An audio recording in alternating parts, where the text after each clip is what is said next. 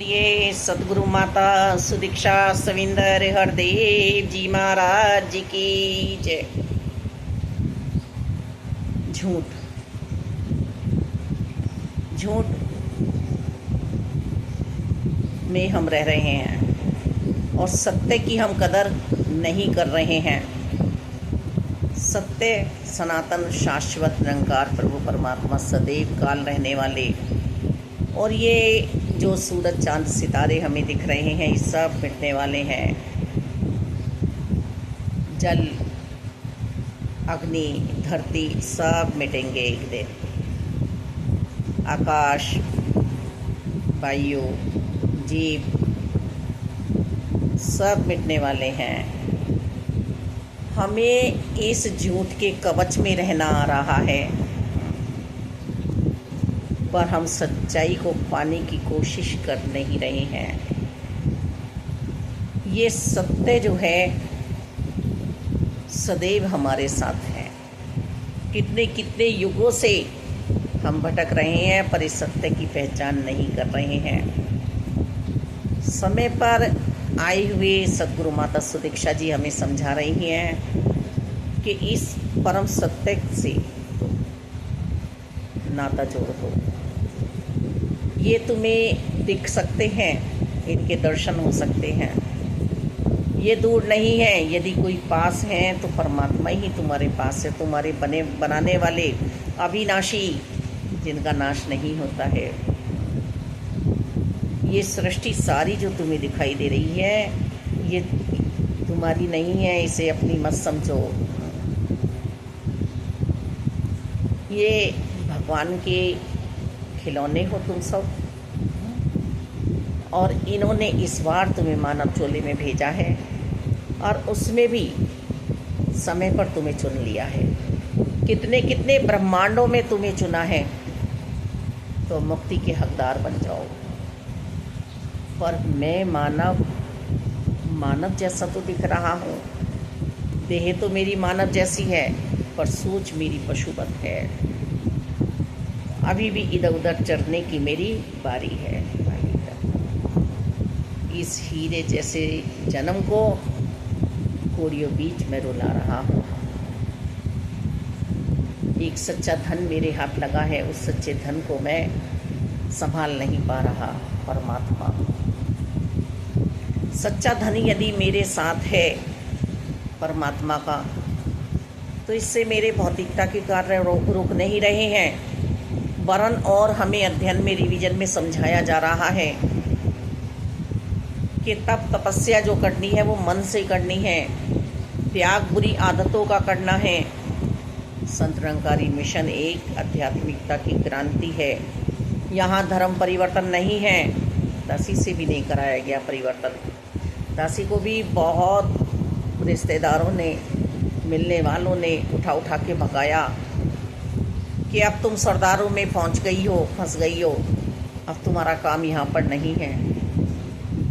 पर ये दासी जानती है, बच्ची जानती है कि जो मुझे यहाँ पर मिला है वो वही मिला है निरंकार प्रभु परमात्मा, जिसे आदि शंकराचार्य जी कह रहे हैं, समझा रहे हैं, ऋषि मुनि समझा रहे हैं, वेदों ग्रंथों में लिखा है, व्यास जी ने, प्रभु अपनी वाणी से समझा रहे हैं कि मैं निराकार रूप में जिसकी समझ में आ जाता हूँ फिर मैं उसे छोड़ता नहीं हूँ, मुक्ति प्रदान करा देता हूँ। मोह माया से मुक्ति पानी है हमें, क्रोध से, लालच से, अहंकार से मुक्ति पानी है हमें। मैं कर्ता भाव में आ जाता हूँ मालिक दाता कि अभी बहुत समय है, मैं समझ लूँगा, मैं समझदार हूँ। पर यदि इसी समय अपनी बात नहीं बनी, और बनी बनाई बात भी हम बिगाड़ देते हैं मालिक, तो मुझे बहुत चेतन अवस्था में रहने के लिए सावधान किया जा रहा है। मैं खुद को संभालूं, अपना कल्याण करूं, ऐसी सदगुरु माता सुदीक्षा जी की इच्छा है। हे नर, तेरा इस दुनिया में कोई न संगी साथी है, सिर्फ तेरी जान अकेली जानी है।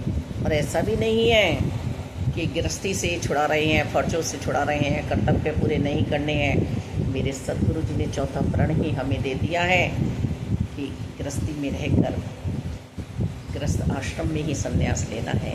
संन्यास तो मन को दिलाना है, मन को दिलाना है मालिक दाता। भ्रम भुलेखों से दूर हटना है तुम्हें। इनकी रहमत जब बरसे तो समझ लो कि मेरा आना सफल हो गया। साकार सतगुरु जी की शरणागति मिल जाए, संतों का परिवार मिल जाए, सत्संग में हम बैठे रहें, सिमरन हम करते रहें हर पल। सिमरन याद ही तो है प्रभु। हम किसी को याद करते हैं ना तो हम सब कुछ भूल जाते हैं ना। तो ये याद ही तो हमें प्रभु को रखना है हर पल।